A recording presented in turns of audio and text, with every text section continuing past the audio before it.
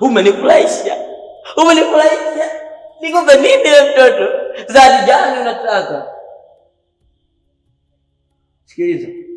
Yule mtoto ni lazima abaki.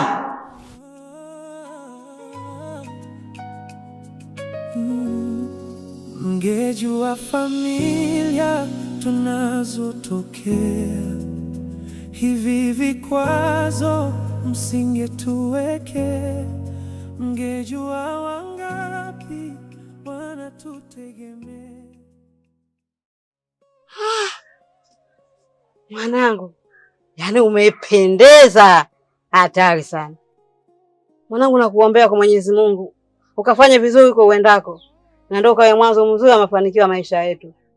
Asante mama. Na leo ndo ile siku tulikuwa tunaisubiri kwa hamu sana. Na kuanzia leo historia ya maisha yetu inaenda kubadilika kabisa.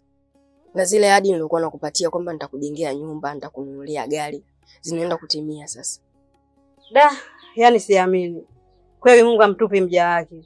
Nani alitegemea kama mwanangu Kaso ukapata nafasi na ukawa mtu kwenye watu. Kweli Mungu, mwacheni aitwe Mungu. Hata hivyo sikucheleweshe mwanangu. Nenda uwai. Nakuombea Mungu huko uendako ukamvutie kila mtu anayekuangalia.